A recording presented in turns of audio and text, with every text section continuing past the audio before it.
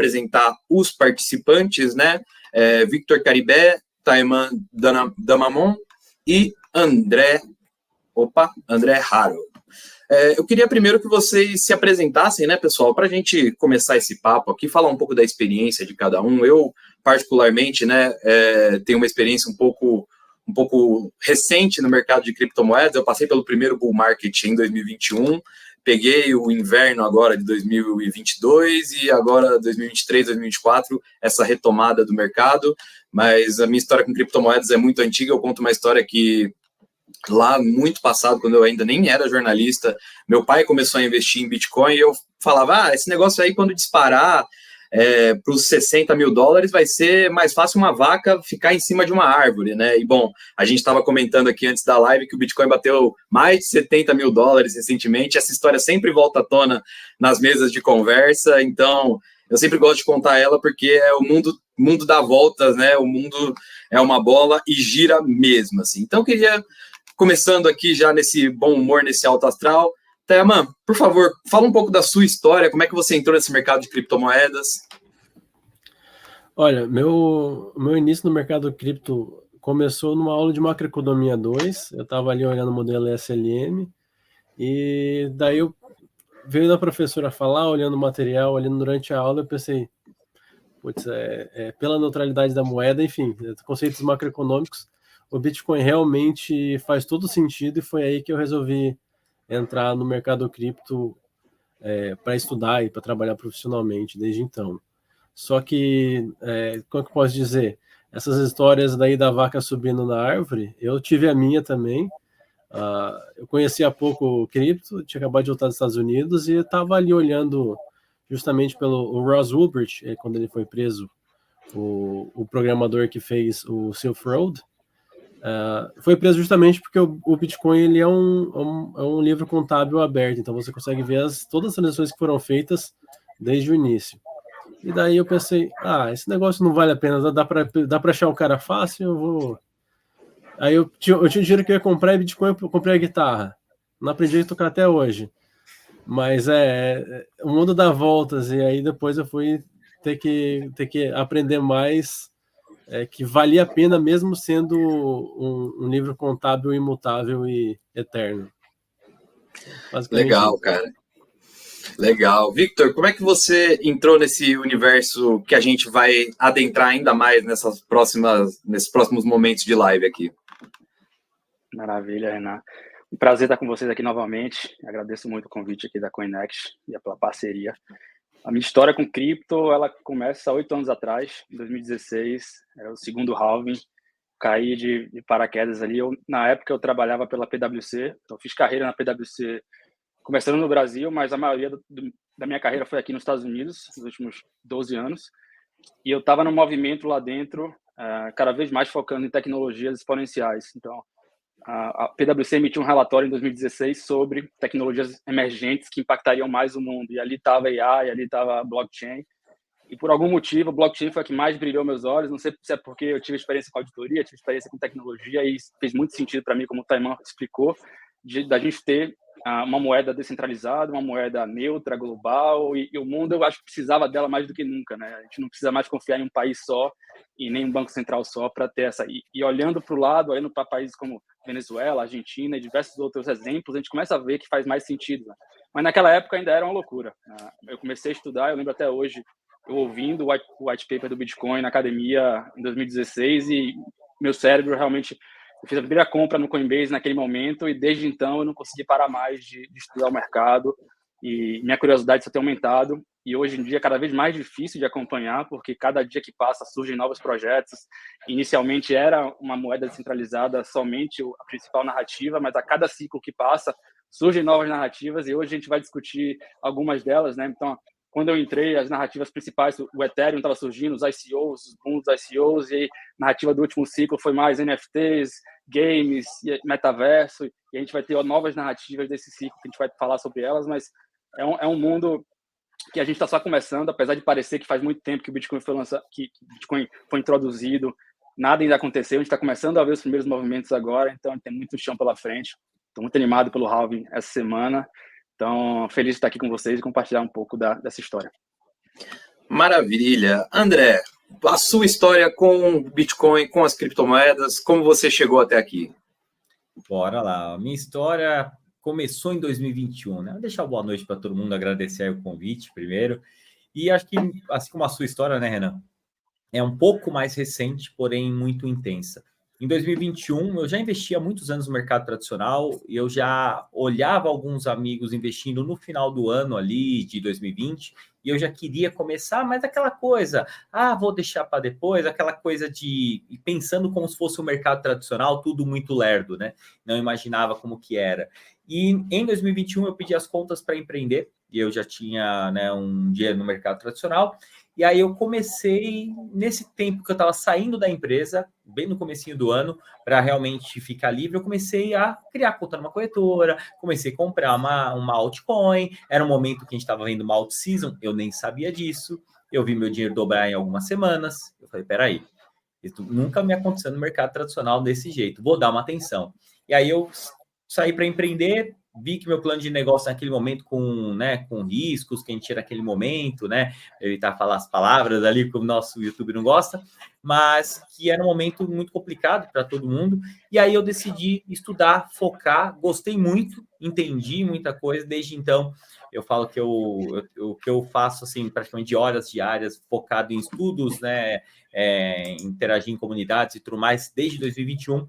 Se tornou meu trabalho, comecei a produzir conteúdo, trabalhar com grandes players do mercado, alguns que foram meus mentores, e hoje sigo aí, né, como investidor e também criando conteúdo aqui, mas foi uma história mais recente, porém mais intensa também.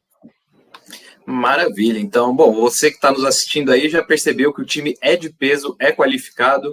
Eu, quando comecei a cobrir criptomoedas, eu precisei estudar muito, ler muito, até eu conseguir me inteirar dos termos blockchain, layer 1, layer 2, tudo que a gente vai falar aqui, eu precisei conhecer do zero. Então, para você que está nos assistindo, para a gente começar aqui, partindo de um primeiro momento, para todo mundo ficar na mesma página e tal, Taiman, me dá alguns conceitos iniciais, assim, né? O título do painel já começa assim, né? Altcoins. Então, o que são altcoins? Para que elas servem?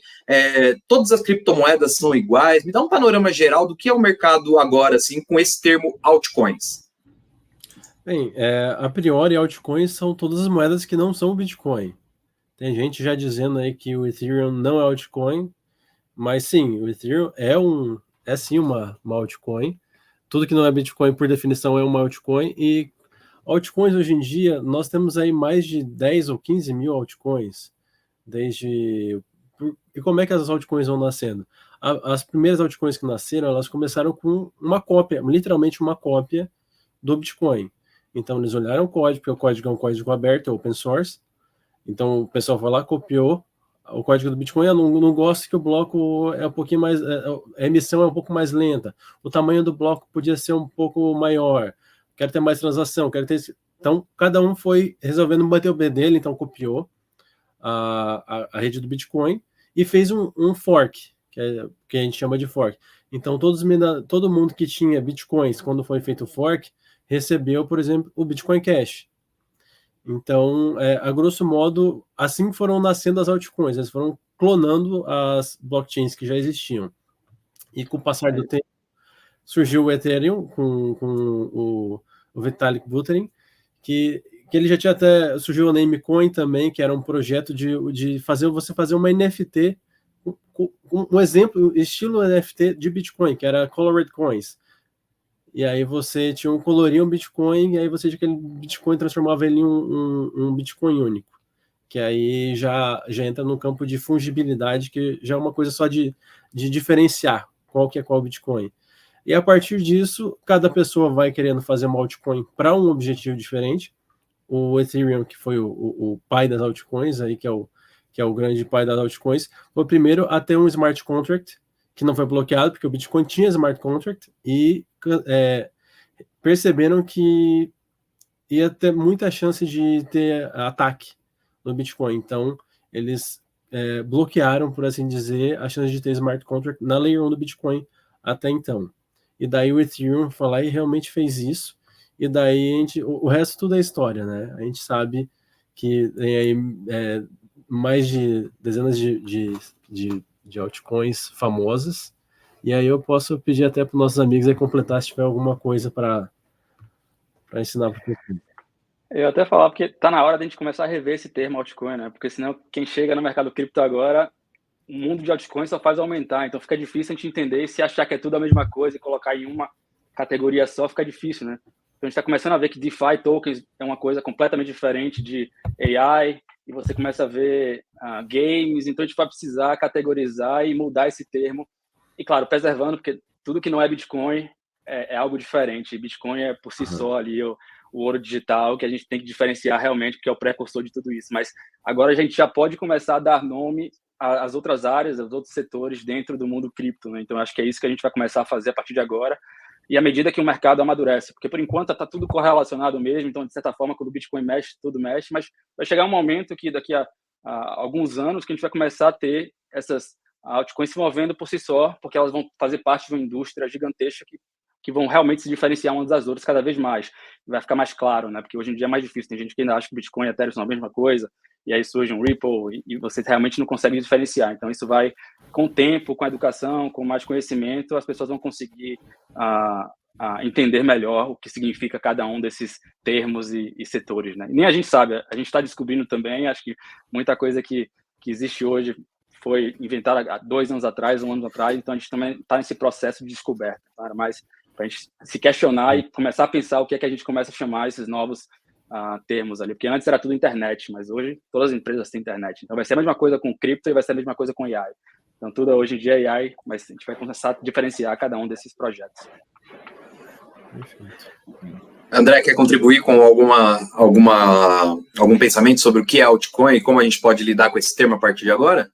Acho que pegando aí, como o Vitor falou, para a gente começar a diferenciar, acho que tem duas, né? Quando a gente vai analisar um projeto, geralmente eu gosto de pensar o que é esse projeto. Ele é um projeto de infraestrutura ou um projeto de aplicação? Eu acho que aí a gente começa a dar nome aos bois, vamos falar assim. E o que eu quero dizer com infraestrutura? Uma blockchain, algum local que você cria aplicação. E um bom exemplo disso para a galera que está chegando agora, nossa, blockchain, o que é isso? Pensa que se você tem um celular, você deve ter um iOS, um Android como aplicação, e você tem as aplicações aqui dentro dele. Então, você tem o aplicativo para pegar um pedir comida, para isso aqui, para o da Coinex, ou seja, você tem aplicações e você tem o que é a camada de infraestrutura, que é o iOS ou o Android. É a mesma coisa, só que a blockchain é a infraestrutura, você tem Ethereum, Solana, você tem várias outras que vão nessa categoria, e você tem as aplicações. Aplicações, assim como no seu celular, você vai ter para comida, para fazer mercado, para vários tipos, para um serviço financeiro. Então, aí a gente consegue diferenciar. Eu gosto de fazer essa analogia para a galera que está chegando agora, e assim, aí a lista é grande, mas a gente começa a ver uma coisa que o pessoal tem falado muito sobre narrativas, e as narrativas puxam categorias, e isso aos poucos a gente está começando a mudar mesmo.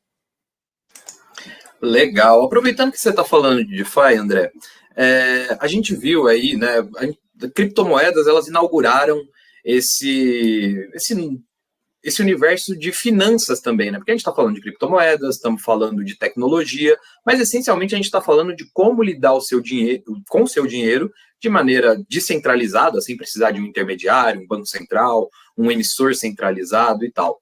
E agora já partindo um pouco para um setor mais específico, que é o de finanças descentralizadas, o DeFi, né? As criptomoedas desse setor tiveram uma queda de mais de 90% em 2023. O TVL, né, o valor trancado em contratos de DeFi, teve uma queda brusca desde o bull market de 2021. Eu queria ouvir de você um pouco, André, quais são as projeções para esse setor a partir de agora, né? Com essa retomada dos preços agora, o que a gente pode esperar do setor de finanças descentralizadas, que engloba praticamente tudo que envolve criptomoedas? Ótima pergunta. Para quem não sabe, o DeFi, você já deu um ótimo resumo aí, tudo que a gente tem de serviço financeiro que envolva alguma aplicação na blockchain, ou seja, pode ser uma corretora descentralizada, pode ser uma empresa tokenizando, qualquer coisa na blockchain que envolva um serviço financeiro e empréstimo. Então, praticamente os mais conhecidos são empréstimos, uma corretora descentralizada, temos as líderes aí, a Uniswap, entre outros, que até estão sofrendo um pouquinho na mira da SEC, e a gente viu que as aplicações surgiram com o Ethereum, né, e pegando até o que o Taiman colocou, o Ethereum fez com que criássemos aplicações ali dentro, e dentro delas as financeiras. E o que a gente vê hoje que o DeFi ele pode ser uma alternativa ao sistema financeiro tradicional, mas futuramente o que eu imagino de fato é que o DeFi vai ser um complemento, uma melhoria, porque ele tem essa parte de, principalmente você ter o mercado 24/7, de ter menos intermediário, transparência, tudo isso que a blockchain vai trazendo. Agora, falando do DeFi em si, a evolução dele veio com o que a gente chamou de DeFi Summer em 2020. Então, vários projetos explodiram, o setor surgiu, as coisas começaram a acontecer, muita coisa tranqueira também apareceu. É praticamente as meme coins do DeFi, eu brinco, né? Porque é um negócio insalubre, prometendo coisas que eram inviáveis. E a gente viu muita coisa acontecendo. No período de baixa aí, que a gente viu do bear market, acho que, para mim, eu já estava dentro do DeFi, o crash de Luna foi um divisor de águas, para mim, dentro. A gente viu que, de fato, entramos num período de baixa, né? Aí foi meio que marcou a grande queda, e aí sim, para finalizar com a FTX, né? Aí acho que foi o grande fatality do game ali, mas foi um momento que vários projetos continuaram desenvolvendo na baixa.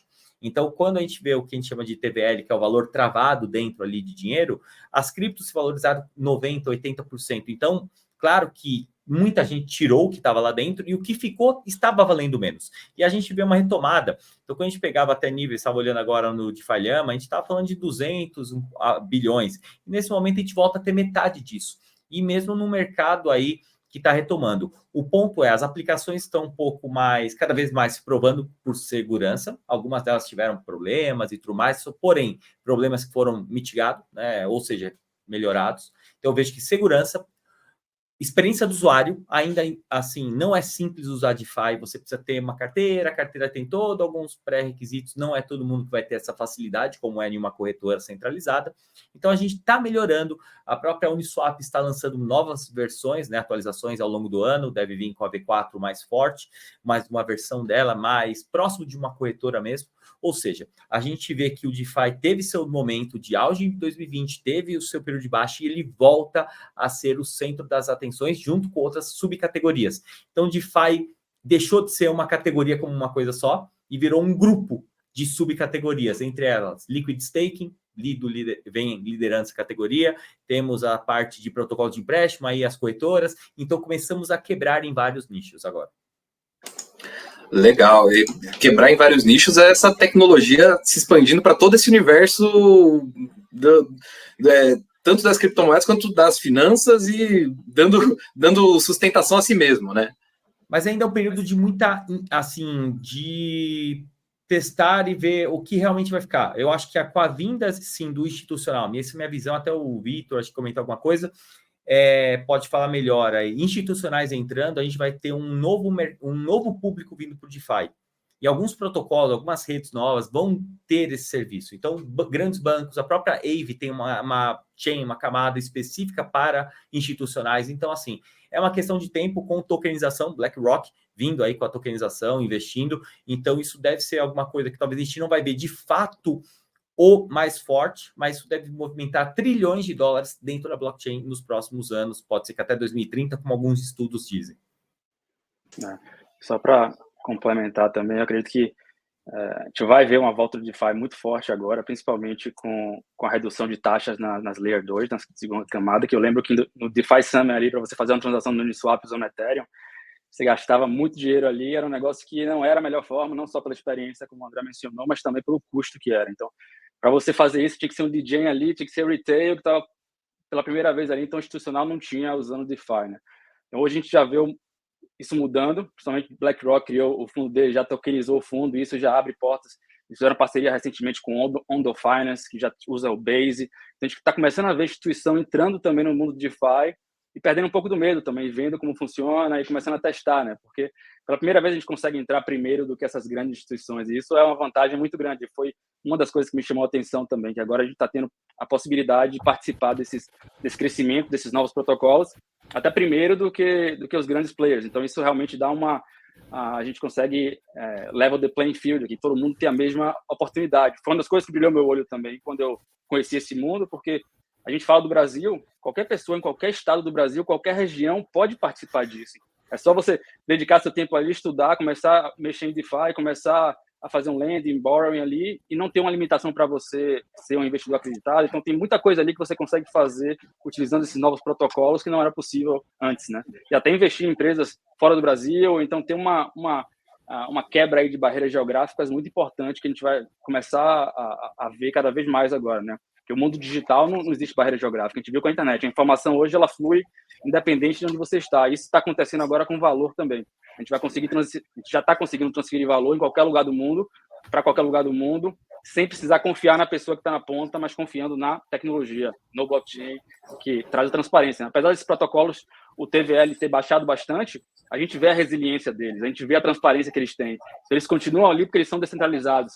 Por mais que a SEC venha e emita uma nota contra a Uniswap, a gente sabe que existe ali uma comunidade por trás que vai defender aquele protocolo, e é diferente de você conseguir banir um país. Isso não tem acontecido, e cada vez mais a China percebe isso, e os países que tentaram banir o Bitcoin ou outros criptoativos estão começando a perceber que é mais difícil banir algo que é descentralizado. Então, isso é um dos poderes aí do DeFi. Você ter a oportunidade de emprestar e de pegar um empréstimo assim, dessa forma, a gente começa a ver que a gente desintermedia os bancos, a gente consegue ser nosso próprio banco, de certa forma, pela primeira vez. Então, isso é um poder gigantesco na mão das pessoas, que a gente não tinha antes.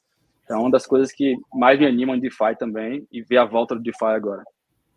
Aproveitando isso que você falou, Vitor, esse negócio de transferir para outros países, essa coisa transfronteiriça, a internet sem fronteiras, a gente também está entrando num novo momento da própria tecnologia da internet, né? A gente passou pela Web 1, a Web 2, e agora a gente está entrando na terceira geração da web, que é esse negócio mais focado no usuário, mais focado no produtor de conteúdo. Eu queria que você explicasse um pouco mais como é que, dentro desse universo de DeFi mesmo, ou mesmo de redes sociais, né? Você falou...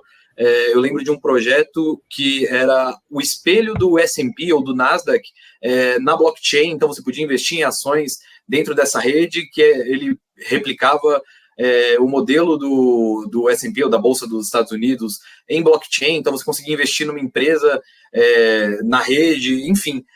Me explica um pouco como é que funciona esse novo universo Web 3.0 e como ele está se relacionando agora com o universo cripto. Beleza. Tentar simplificar ao máximo aqui, tem uma definição que eu gosto muito do Chris Dixon, da A16Z, da Andreessen Horowitz, que ele até escreveu agora um livro chamado Read, Write and Own. Então, a Web 1, o início da internet foi read. A gente tinha acesso a somente ler páginas e começar a interagir de uma forma unilateral, né? Com a Web 2, a partir dos anos 2000, com a chegada das redes sociais, com a chegada da nova internet, a gente começou a poder criar conteúdo, interagir mais com essas plataformas. Mas aí um dos problemas com isso foi que, por mais que a gente criasse, nada do que a gente criou na internet era nosso. Pertencia ainda aos grandes players, e isso centralizou ali o poder dos dados na mão do Google, Facebook, Instagram, todos esses players que deram uma oportunidade gigantesca da internet evoluir e crescer, mas a gente começou a ver que precisava de algo a mais ali para ter uma internet descentralizada. E isso foi a Web3, onde a gente agora tem a oportunidade de ter propriedade digital sobre itens digitais, que era impossível você ter isso. Se eu transferisse algo na internet, eu transferia uma cópia. Se eu mandasse uma foto para você, Renan, eu não tinha como mandar original, a não ser que tivesse um intermediário dizendo que eu mandei realmente a original. Então, isso no mundo da Web3, o blockchain faz isso, por ser um banco de dados ali descentralizado, um ledger ali. Então, isso muda completamente o jogo para várias indústrias. Então, eu tive a oportunidade de ter como cliente a Warner Music em Nova York. Então, eu via os processos deles, que eles tinham que pagar royalties para os músicos, e os músicos tinham que confiar na Warner Music que os royalties sendo pagos eram verdadeiros, e eles não tinham condição de auditar, via transparência. Então, eu falei, isso aqui é uma aplicação muito boa para blockchain. Então, eu comecei a ver aplicações para blockchain que faziam sentido, e muitas vezes por ser um protocolo da confiança. Então, blockchain é um protocolo da confiança. A gente consegue confiar que aquela informação é válida, é transparente. Então, a nova internet vai ser baseada nisso, e com isso a gente consegue construir esses novos protocolos onde a confiança está no centro e não precisa estar na ponta, na pessoa que está ali.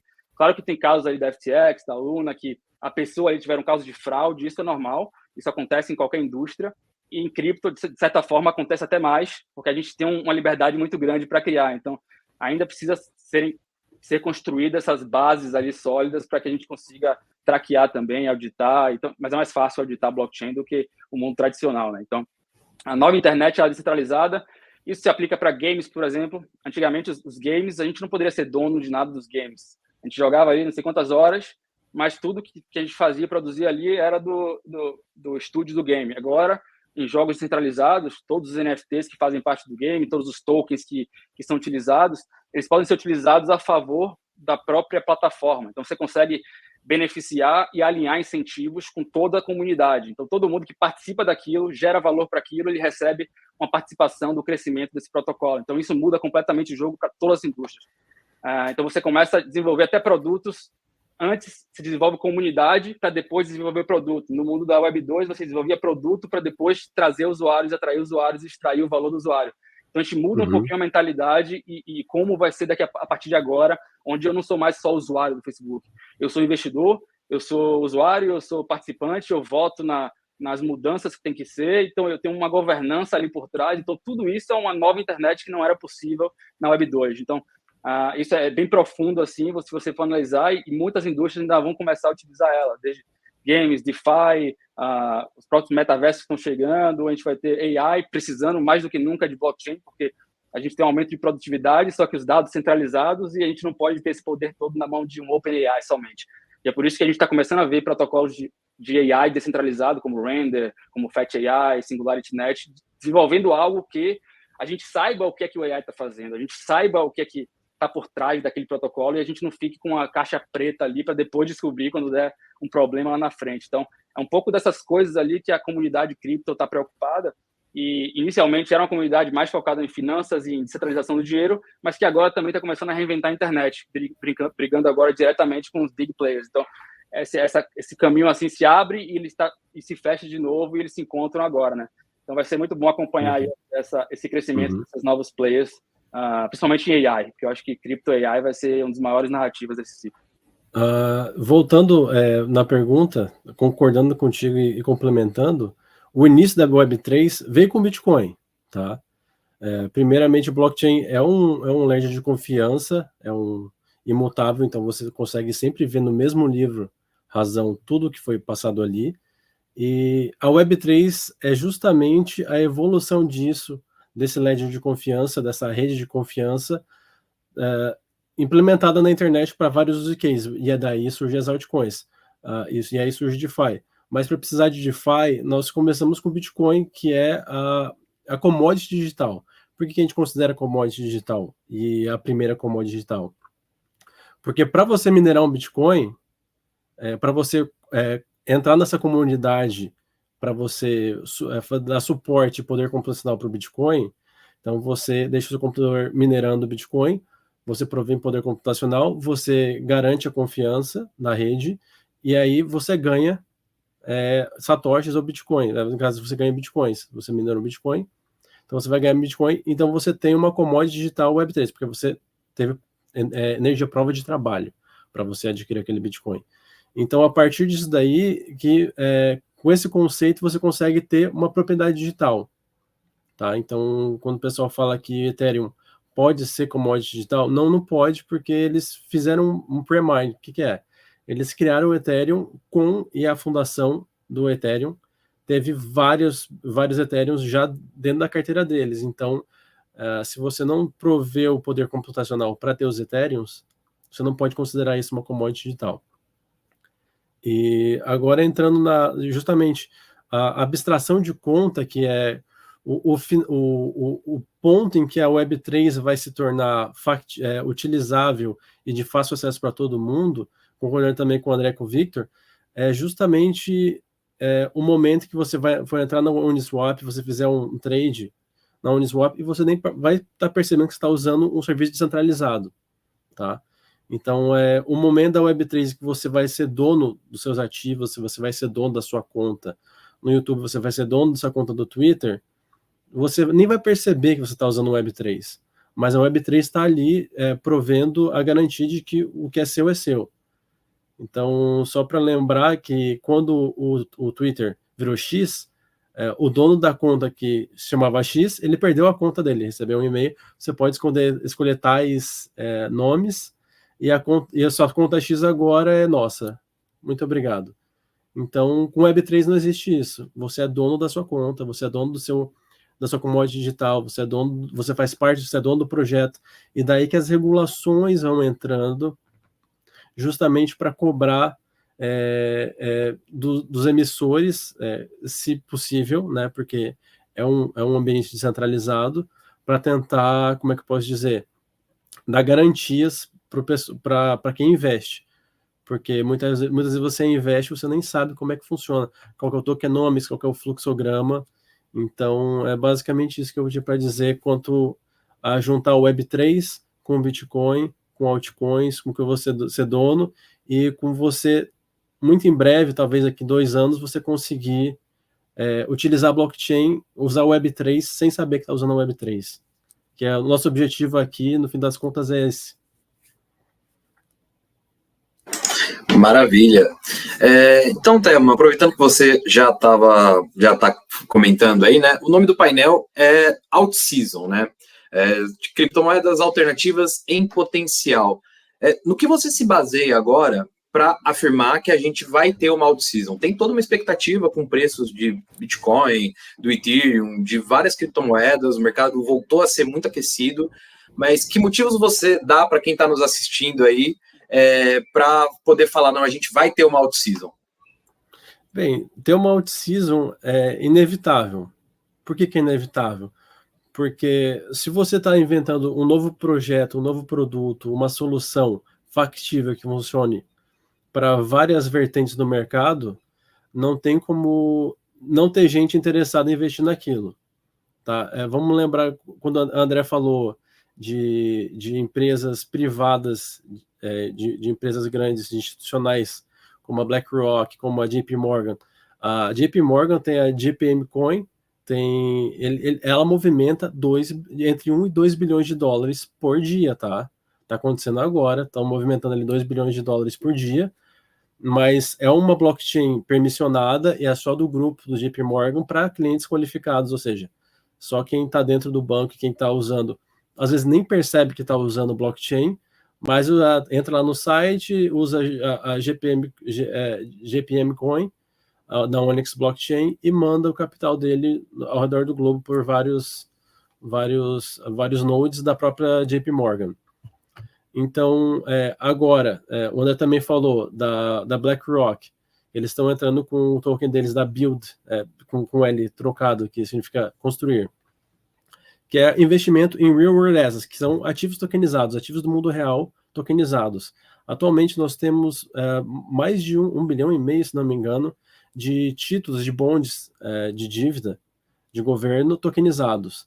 E quanto a commodity real não digital, basicamente ouro, nós temos quase, se não me engano, quase 1,9 bilhão tokenizados de ouro. Então, os institucionais, eles estão tokenizando e eles vão continuar investindo em blockchain. Por quê? Porque a gente, igual o Victor falou ali, a gente está dentro de um processo descentralizado, a gente pode fazer parte e ter parte de projetos centralizados que têm soluções factíveis, soluções que funcionam. Obviamente, a gente sabe aí que desses mais de 10 mil altcoins que existem, 95% morrem em 2 a 4 anos, tá? Então, façam a diligência, pesquisem como é que funciona o projeto, porque se ele não prestar e se ele tiver alguma maneira de você retirar o capital dele de maneira de você acabar jogando para quem entrar depois, o pessoal vai fazer isso, vai manipular o mercado. Mas os projetos bons, os projetos que perseveraram no bear market, igual eles falaram também, o capital ficou colocado lá dentro dos projetos de DeFi que funcionavam, caiu a Luna, caiu o FTX, passamos um bear market gigantesco e aquele capital continuou lá, aqueles projetos continuaram crescendo, projetos de tokenização, projetos de DeFi, projetos de descentralização de inteligência artificial e até projetos de Layer 2 e protocolos dentro do Bitcoin, por exemplo, o Ordinals, que é de NFT. Sim, é de NFT no Bitcoin e é uma coisa que ainda vai continuar crescendo, que e aí eles estão com uma Layer 2. Agora, tecnicamente, não sei dizer completamente como vai funcionar o Ordinals, mas seria uma parachain no Bitcoin. Então, você tem dezenas de desenvolvimentos em várias vertentes, pode ser de inteligência artificial, o Victor falou da Render, existe também a Cash, existe novos... quando a gente falou de novos modelos de protocolos em Web3, existe a Caspa, existe a Cash, existe a Dero. A Dero, por exemplo, igual a Caspa, ela não é necessariamente uma blockchain, mas ela é um Web3 e ela é criptografada e você tem uma velocidade maior de transação e é relativamente mais barato. Só que você tem que... a criptografia, ela confirma aquela transação e você consegue confirmar que aquela transação é oficial sempre que você quiser. Então, é uma tecnologia nova que está entrando que chama DAG, que eles chamam de bloco acrílico, para o termo tradução livre aqui. O Victor também talvez conheça, já conheça. Acho que é o mesmo da IOTA, se não me engano. Acho que a IOTA usava essa Centralized e a DAG. Não sei qual. E a IOTA mesmo que ele falou é de Internet of Things, que é a internet das coisas. Até no relatório da Connect que eu fiz aí, que lancei junto com outros colegas da Research no começo do ano, a gente tem uma relação de todas as vertentes, a gente tem essa pesquisa do CVL, a gente tem, inclusive, tem até um estudo mostrando quais soluções de DeFi cresceram ao longo de 2023 no bear market, e a gente elencou as principais. E, pasme, não é nenhum segredo, essas foram as principais moedas que tiveram crescimento no valor do token ao longo do ano. Então, justamente o que eles falaram, pesquisa aqui que cresceu em DeFi, que cresceu em TVL, em volume, o que o pessoal foi usando, e, querendo ou não, são onde as aplicações estão sendo feitas. Então, essa é a minha resposta. Até aproveitar o André aí. Eu queria aproveitar uma coisa que você falou do IoT, que eu particularmente, é uma das coisas que eu não manjo muito, mas que parece uma coisa muito promissora, né? Você fala, putz, tem aplicações no Drex, né, que o pessoal fala de geladeira inteligente, que você pode setar lá, que faltou para não deixar acabar o suco de laranja, para ele já liquidar, já entregar na sua casa e coisas assim. Mas eu acho que eu vou fazer primeiro essa pergunta para o Victor, depois eu queria que o André falasse também, que outras aplicações que a gente pode ter em internet das coisas e aplicações em inteligência artificial também, né? Porque a gente viu aí com esse negócio da Amazon, das lojas que supostamente eram automáticas, com inteligência artificial, mas na verdade eram mais de 1.000 indianos anotando ali o pedido das pessoas, fazendo a conta na mão. Enfim, tem muita coisa que se diz que é de inteligência artificial, mas não é. Então eu queria... Pode começar você, André, que você estava meio quietinho aí durante um tempo.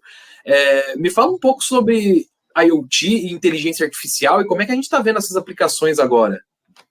O que eu acho que tem um termo que eu acho que é mais interessante, assim, que eu tenho chamado muita atenção, é o DePIN. É uma sigla, Decentralized.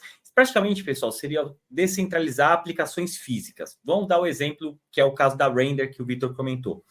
A Render, ela é um projeto que você pega processamento de GPU, ou seja, placa de vídeo mesmo, que isso aí linka com inteligência artificial. Por que a Render foi um projeto que se valorizou muito?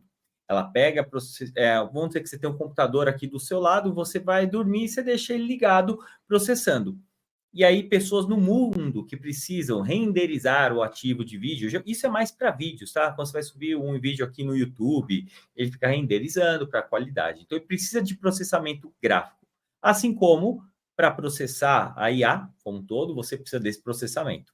Então, a gente consegue ver que essa é uma narrativa forte, que utilizar aplicações de um computador, de uma internet, armazenamento, e descentralizar isso na blockchain. Então, existe essa narrativa, é uma narrativa que vem muito forte, e ela consegue fazer um link com o IA. Se IA subir, parte do que for DePIN para essas aplicações de processamento de vídeo vai subir. consequentemente, vem que vai junto. Então, acho que essa seria umas narrativas mais fortes, né, que eu vejo. Inclusive, saiu uma pesquisa recente da CoinGecko, né, falando das narrativas do primeiro trimestre, falando de rendimento dos tokens. Memecoins foi a primeira, como não adianta, goste ou não, valorizou mais de 1.300% lá no estudo deles. Vimos aí RWA crescendo muito também, e até depois da semana da BlackRock subiram mais de 100% alguns projetos, e DePIN estava ali junto com as primeiras, segundas camadas, né, de blockchains.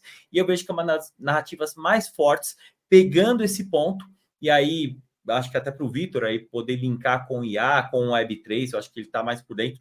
Eu acho que isso vem muito forte. Sem dúvida.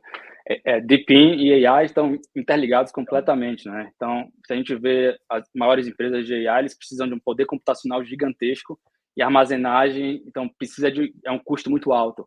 Então, vários desses protocolos querem descentralizar esse processo para que não só a gente tenha confiança no processo, mas que imagine que a gente possa, como se fosse o Airbnb do nosso computador. Tem muito poder computacional aqui, armazenagem que a gente não utiliza, que a gente poderia prover para um agente de AI fazer cálculos e análises e modelos rodarem em cima a nossa base de dados. Então, vários desses protocolos, Golem, o próprio Render, o FetchAI, tem agora uma fusão entre FetchAI, SingularityNet e Ocean, que é um protocolo mais focado em dados, que eles querem criar o ASI, que é Artificial Super Intelligence. Então, eles querem para bater de frente com a OpenAI, só que de uma forma descentralizada. Então, eu estou bem animado com isso, porque os 3 projetos eram projetos que eu seguia bastante de perto há algum tempo, e ver essa fusão, que é muito importante de unir esse DePIN com AI para a gente conseguir, de uma forma colaborativa, né? Ao invés de ser uma empresa só, tendo todo esse poder, vamos distribuir isso entre a comunidade e fazer com que funcione. E para esses sensores e IoT façam pagamento, vão ser micropagamentos de uma velocidade muito alta. Então, eu não acredito que eles vão usar os meios tradicionais financeiros nesse momento. Eu acredito que a gente vai precisar de cripto para realizar esses pagamentos também, de uma forma até no streaming. Você vai receber um pagamento, e claro que tem um chão aí pela frente, mas vai ter pagamentos instantâneos, como se fosse informação mesmo, porque agora é digital, não tem mais por que demorar 5 dias para chegar seu pagamento, ou só em business hours. Então isso aí acabou. Agora a gente está num mundo que é digital, é online, é 24/7. Então a gente vai precisar que essas máquinas sejam geladeira ou seja um carro da Tesla que vai pegar outras pessoas e receber um pagamento na carteira do carro, e ele vai ser um agente autônomo, e você vai ter o carro, de certa forma, um ativo, né? Você colocar seu Tesla, ele não vai ficar parado em estacionamento, mas ele vai pegar outras pessoas e servir como Uber, um competidor para o Uber de forma descentralizada. Então, a gente tem várias aplicações que podem ser utilizadas unindo essas tecnologias. Então, nessa década, eu acho que a gente vai ver muito dessas coisas vindo para a realidade e cada vez mais rápido, porque cripto tem uma experimentação a um nível exponencial realmente, porque tem pessoas do mundo inteiro trabalhando ali juntas e os talentos estão vindo. E como o Taiman falou também, eu acho que é inevitável um altcoin season. A gente teve uma máxima histórica antes do halving, que também não era algo que tinha acontecido antes. Então, pelo fato da BlackRock, dos ETFs, ter gerado uma demanda gigantesca, agora com o halving, cortando a metade do supply e a emissão, o preço do Bitcoin tende a subir, e isso vai cair no Ethereum, seja ou não aprovado o ETF em maio. Eu acredito que o Ethereum também vai ter um bom desempenho, e aí tudo isso flui para as altcoins de forma orgânica também, que as pessoas, como a indústria tende agora, hoje, a questão é que eu vi até um relatório recentemente, apesar de aparecerem 13 mil altcoins no CoinGecko, eu vi um relatório que só esse ano foram criados 500 mil tokens. E aí, a maioria desses tokens nem entram no CoinGecko, mas são tokens memecoins, são tokens de pessoas, e isso vai acontecer cada vez mais. E o grande desafio nosso aqui vai ser fazer a curadoria desses tokens, o que é que a gente investe. Então, esse é um dos grandes desafios, e acho que por isso que até a parceria com a CoinEx é importante para quem até oferecer uma carteira inteligente que vai ajudar as pessoas a selecionar esses ativos e criar um portfólio ali que ajude eles. Porque quando minha mãe baixa uma corretora, assim, ela não sabe o que comprar. Ela vai comprar Bitcoin, no máximo ela vai comprar Ethereum, porque eu falei, mas se ela pudesse se expor ali a uma basket de ativos que pudesse se rebalancear ali de uma forma inteligente, acho que isso seria uma solução para as pessoas entrarem cada vez mais. Então, hoje a gente tem mais de 500 milhões de pessoas em cripto já. Só no Brasil tem 10 milhões, mais até do que investidores na Bolsa de Valores. Só a Coinbase tem 100 milhões. Então, a gente vê uma tendência de mais pessoas entrando no mundo cripto. Então, isso vai causar uma demanda maior. Apesar de ter mais projetos, eu acredito que vai ter um altcoin season. Não tem como dizer se vai ser a mesma coisa da última, mas vai ser bem forte também daqui para frente. Eu até pedi aqui para Yasmin compartilhar pelo menos 2 sites aí para o pessoal poder olhar. RWA, o rwa.xyz, e Depin é depin.ninja. Vocês também podem sempre conferir altcoins de nichos específicos no site da CoinGecko. Você vai ali, entra em CoinGecko, vai em categorias, e daí tem uma lista extensa aí de cada tipo de categoria. Depin, você vai entrar em Internet of Things, que é o Renan falou, a internet da sua geladeira, conecta com a sua carteira e conecta com a conta do banco, ou com a conta do provedor de bens ou serviços, e aí você já pede o que você precisar. E aqui isso, RW.xyz. Esse daí é o site que tem os ativos tokenizados, quais os principais projetos, blog de pesquisa, e no Depin.ninja é um site específico para projetos de Depin. E na junção de internet, de IA, de inteligência artificial centralizada, que é com cripto, obviamente, eu recomendo também um projeto chamado Morpheus, mor.org, que é basicamente é um projeto de inteligência artificial descentralizada em que você tem que minerar de fato os tokens. Inclusive, ele ainda já abriu para você investir, só que você investe com um liquid stake que o André trouxe aqui para o começo, que é basicamente você está com o seu Ethereum, você entra na Lido, você trava ali e você vai minerando, porque como o Ethereum deixou de ser Proof of Work, virou Proof of Stake, então você minera o seu Ethereum ali, você pega esse token de liquidez, você pode colocar em vários projetos, e um desses é a Morpheus. Então, e aí você vai minerando como provedor de liquidez, né? Então você também pode ligar seu computador, isso mesmo, muito obrigado. Então você pode ligar seu computador e deixar minerando também tokens da MOR. E esse daí eu julgo como um dos projetos que podem ser muito bem vistos quanto à inteligência artificial descentralizada, porque ele nasce totalmente centralizado. Eu gosto muito da ideia da fusão da Ocean. É a Ocean com qual, Victor? Ocean, Fat AI e Singularity Net. E a Singularity. A Singularity é fundada pelo... Exatamente. Querendo ou não, ele é uma figura conhecidíssima, inclusive, e a gente sabe, né, que o pessoal, governos, etc., gosta de atacar figuras, e a Morpheus, ela é, como é que eu posso dizer, nascendo aí do jeito que o Bitcoin nasceu, completamente pelos cypherpunks, e entrando aí que a gente vai ver muita regulação. 83% dos países do G20 já estão regulados, falta os Estados Unidos, tem um framework regulatório, um arcabouço regulatório para criptoativos, e agora eles estão lançando um órgão para regular a inteligência artificial. Então faz com que a ideia da inteligência artificial descentralizada seja mais forte ainda, tá? Por quê? Porque eles podem limitar, na verdade eles já estão limitando o quanto você pode usar do poder computacional de cada IA. Então, se você descentralizar, você não tem limite.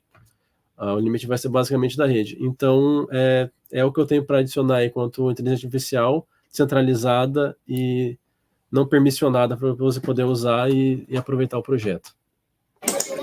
Caramba, já vou sair daqui com uma listinha de coisas para estudar, porque, olha, tá sendo aula em cima de aula aqui. Bom, pessoal, a gente já vai caminhando para as nossas últimas perguntas aqui, mas antes, como essa semana pré-halving, né, o halving tá aí programado para acontecer mais ou menos na sexta-feira, no final da sexta-feira, né? Todos nós aqui vamos ter bastante trabalho na sexta-feira e no final de semana. Então, apesar de ser uma semana pré-halving, eu queria ouvir de cada um de vocês o que a gente pode esperar da semana pós-halving, né? O painel é sobre altcoins, mas falar de Bitcoin também é falar de altcoins, afinal, todas elas acabam seguindo o preço do Bitcoin. Então, começando com você, Taiman, que já estava com a palavra aí, o que você espera da semana pós-halving, tanto para o Bitcoin quanto para outras criptomoedas?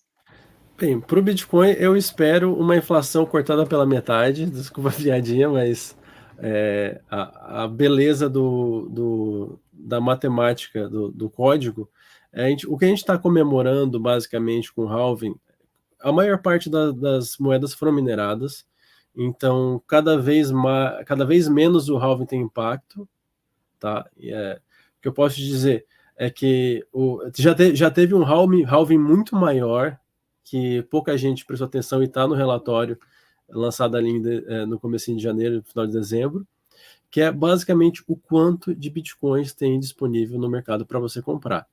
E caiu mais de 43% até a última vez que eu mensurei, tá? Então deve ter caído mais de 50% do que está disponível. Então a gente já teve um halving de oferta, tá?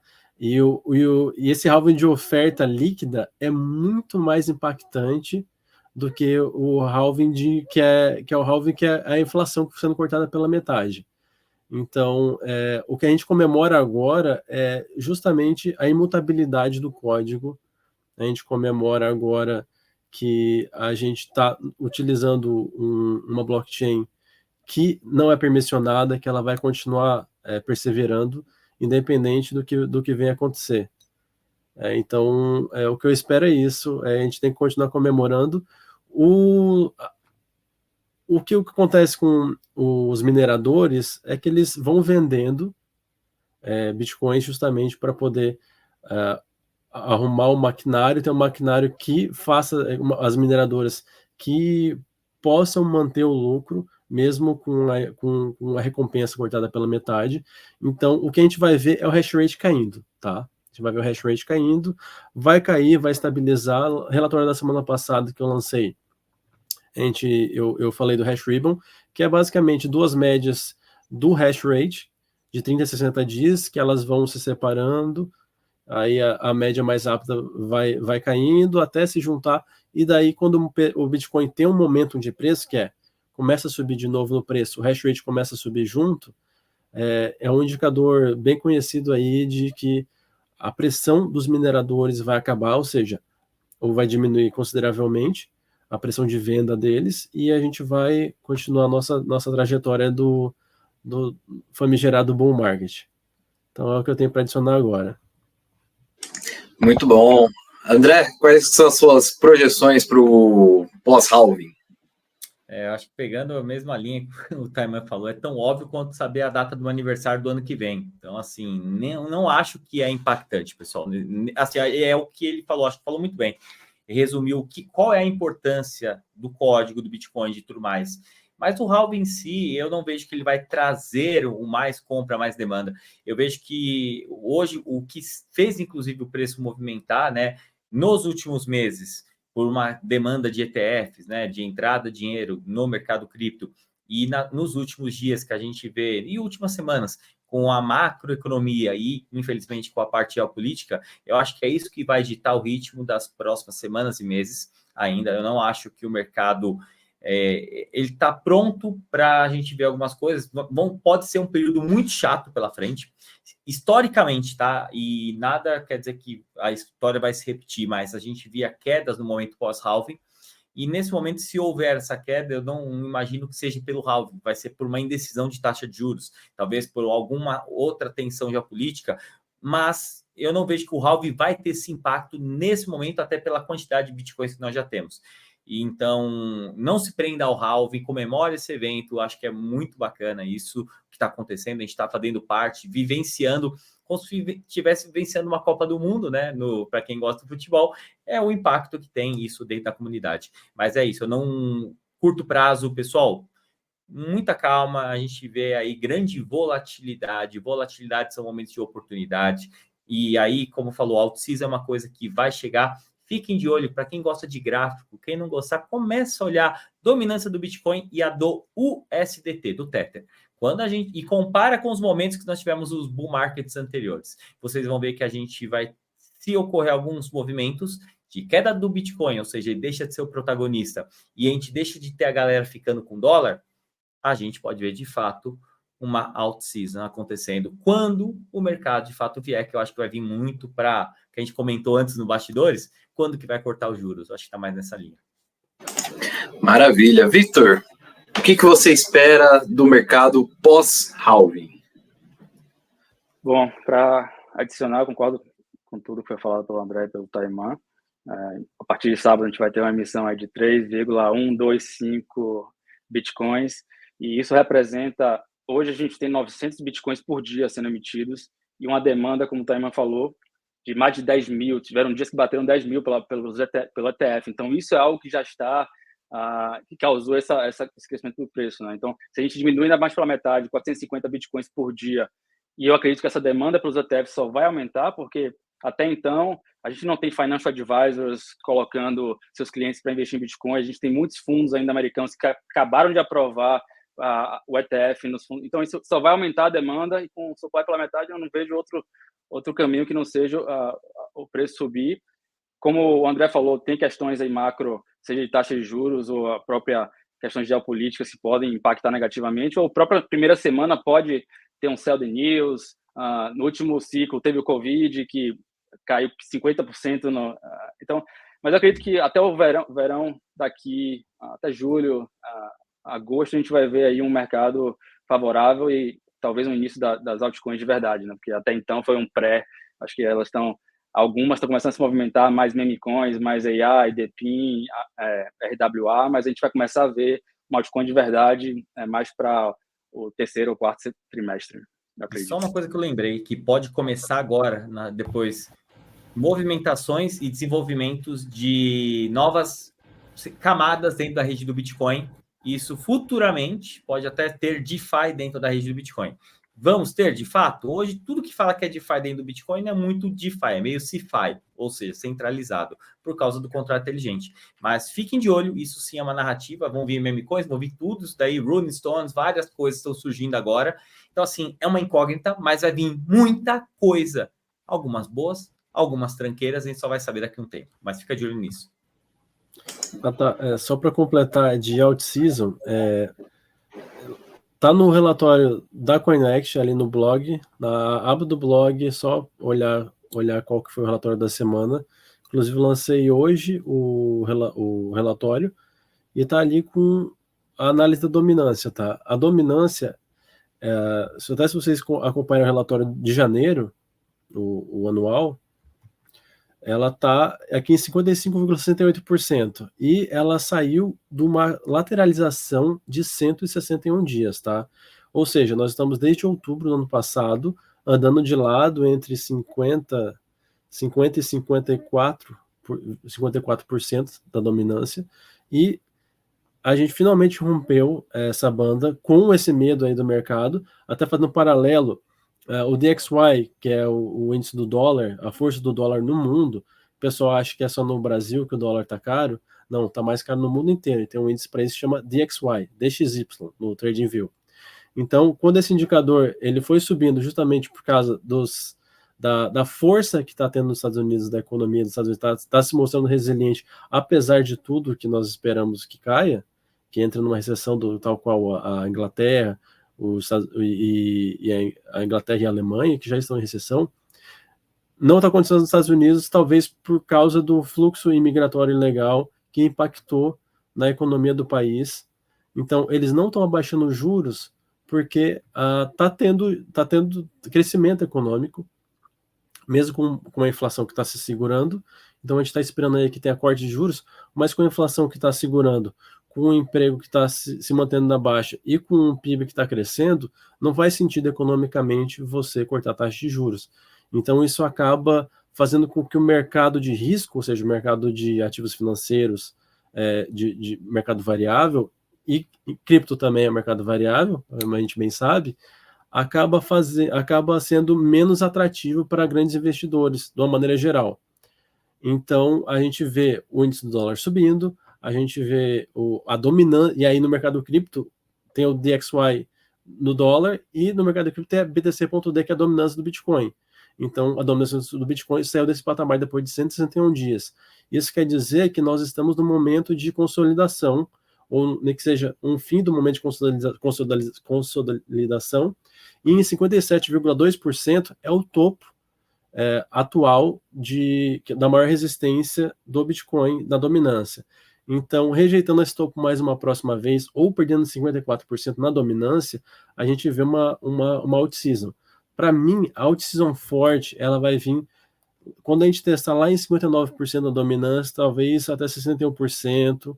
Eu coloquei isso no relatório anual, que tá isso bem explicadinho. Então, a gente tenta, a gente sobe um pouquinho mais a dominância, por quê? Porque os ETFs, eles só botam dinheiro no Bitcoin, tá? Então, não esqueça, o ETF aumenta o preço de tudo?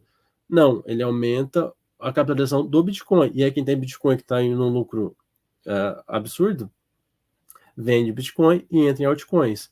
Então, o que antigamente era só Tether, USDC e DAI, virou Bitcoin também. Bitcoin está sendo uma impressora de cripto diretamente, porque você está comprando Bitcoin diretamente pelos ETFs, tá?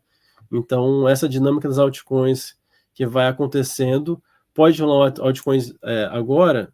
Pode, vai ser menor, mas a out-season, aquela que a gente está, aquela dourada maravilhosa que vai explodir muita coisa, eu espero um rompimento de 57% do Bitcoin, ou negar mais uma vez, para daí a gente ver como é que a gente vai poder se aproveitar do mercado. Então é isso, pessoal. Muito obrigado. Perfeito. Obrigado, Tayaman, André, Vitor. Vamos para considerações finais, então, já que a gente já está aqui com 1 hora de live. Acho que foi proveitoso para todo mundo. Eu mesmo vou ter que estudar muito depois dessa conversa aqui. Tayaman, suas considerações finais sobre tudo que a gente debateu. A gente foi de inteligência artificial, halving do Bitcoin, falando do Ethereum, falando de outras criptomoedas. Suas considerações finais. Olha, a minha consideração final é: não saia do mercado cripto se você se deu mal agora com essa queda por causa do que aconteceu no final de semana. Aproveita os relatórios da CoinExt, aproveita a Kinvi também, que é uma carteira inteligente que está dando acesso para muita gente de aproveitar o que tem no mercado de cripto, trazendo inteligência já mastigadinha também. Tá? Eu conheço também os ensinamentos aí do André, tudo que a gente tem na CoinExt, a gente vai juntando com o pessoal que está na ponta para poder liderar e ensinar da melhor maneira possível. E eu estou aí de volta com todo mundo na quinta-feira e na sexta também. Então, boa noite. Legal. André, suas considerações finais sobre todos os temas que a gente abordou hoje. Eu acho que, seguindo um pouco do que o Tayaman falou, agora a gente pode ver um momento aí muito instável no mercado. Pessoal, aproveitem momentos como esse. Tem a famosa frase, né? Compre ao som dos canhões, venda ao som dos violinos. Aproveite o momento de caos, que são momentos de oportunidade, quando o preço cai de maneira irracional. Então, eu vejo que a gente tem algo para médio e longo prazo, a gente não sabe, isso em cripto é um pouco até diferente do mercado tradicional, mas é isso, continue estudando, quem quiser conhecer mais também do meu trabalho, aqui no YouTube e Instagram, André Aro, é só tudo junto, então segue lá. Inclusive, hoje ainda tem mais uma live, agora às 9 horas. E é isso, a gente vai seguindo, fazendo conteúdo para a galera, para tentar educar. E aproveite, estudem, invistam, e a gente provavelmente, pessoal, é muito provável que a gente vai ver uma grande alta ainda. Não chegamos a esse nível por dados on-chain. Tayaman pode falar muito melhor nos seus reports. Então é isso, aproveite esse mercado, estudem, porque a oportunidade está aí. Agora vai depender de você que está aí do outro lado. Você vai estudar, você vai investir, porque é igual pagar academia e não ir. Mesma coisa. Então aproveite, pessoal. Maravilha. Vitor, suas considerações finais. Show. Eu acredito realmente que a gente vai ter uma das maiores transferências de riqueza essa década. Então, e a gente está bem cedo. As pessoas que estão entrando agora, eles vão conseguir entender o mercado, vão conseguir, se eles colocarem o tempo e a dedicação, começarem a focar e fazer a curadoria, porque também tem muita distração, também tem muita coisa que não é o sinal ali. Então, tem que prestar atenção, tem que escolher muito bem suas fontes de conhecimento e de conteúdo que você vai adquirir e experimentar. Tem que investir e começar a entender o mercado, porque esse mercado realmente ele tem transferido de impacientes para pacientes, e você também passar pelas quedas fazem parte, você passar por uma correção e se tornar mais resiliente. Eu acredito que isso, tudo que a gente passou aqui nos últimos anos, a gente aprende com tudo, se a gente focar e tentar melhorar sempre. Então, a indústria só está começando, então tem oportunidade para todo mundo. E a carteira da Kinvi está disponível na CoinEx para quem quiser investir por ela, e nosso time também está aqui por trás tentando trazer os melhores retornos com uma gestão de risco bem feita. Então, prazer estar aqui com vocês e compartilhar um pouquinho também do que eu tenho visto. E quinta-feira eu estou de volta aqui. Maravilha. Então a gente vai ficando por aqui, pessoal. Eu me despeço, agradeço demais a Coinext pela oportunidade de ter falado com esse time de peso maravilhoso, gente muito boa, falando de assuntos muito interessantes. Se você quiser ter acesso a boas informações também do mercado cripto, agora a hora do meu jabá também, acesse seudinheiro.com, que se você clicar lá na aba de criptomoedas, você vai ver o meu rostinho lá, que cubro a parte de criptomoedas no Seu Dinheiro. Também provavelmente vai ver muitas dessas pessoas aqui que estão com a gente lá, porque depois dessa conversa, com certeza, eu vou querer entrevista com todo mundo aqui, vou querer conversar muito mais com todo mundo. E a gente vai ficando por aqui. Pessoal, um forte abraço e boa noite.